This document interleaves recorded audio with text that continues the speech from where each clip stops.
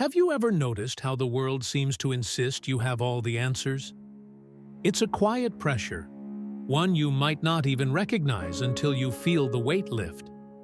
There's a certain relief that comes with admitting, I don't know, especially about things that once felt certain.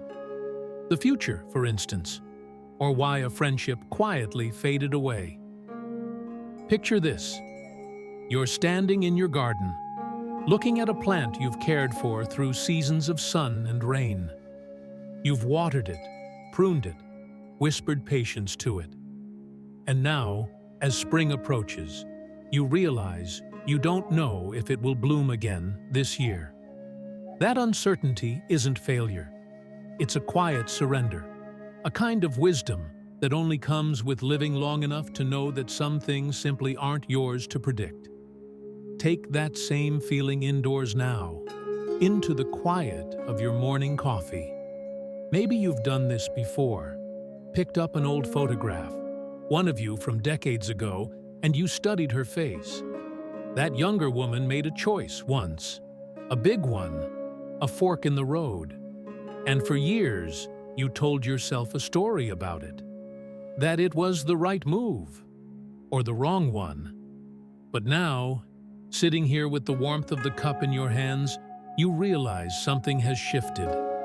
You no longer know if it was the right decision. And that not knowing, it doesn't ache anymore. It breathes. It makes room for something softer, like self-compassion.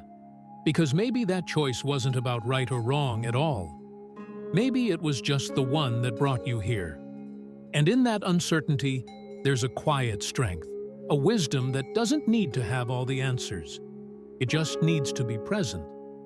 And that presence, that gentle being here, comes alive in the smallest moments. Think of taking a walk with your grandchild, their small hand in yours, and they ask you something big. Something like, why do people grow apart? Years ago, you might have felt the weight of needing an answer. You might have searched your memory for a reason, a lesson, a wise thing to say. But now you can just stop. You can look at them and say, I don't know, but let's wonder about it together. And in that simple pause, something precious happens. You're not the teacher. You're not the one with all the answers. You're just two people standing on a path, looking up at the same sky, letting a mystery be a mystery. That's not weakness. That's a gift. Not knowing creates room for curiosity to bloom instead of anxiety. And in your relationships, whether with a child or an old friend, those moments of shared wondering are more authentic than any rehearsed explanation. They say, I see you. I don't have to impress you. I just want to be here with you. So here's the quiet truth. Saying I don't know isn't giving up. It's beginning again. It's choosing honesty over the heavy costume of certainty you've worn for decades. When you let those three words leave your lips, you're not losing ground. You're finally free. This week, try it just once. Someone asks you something you don't have a clean answer for, and instead of scrambling to build one, just let it sit there.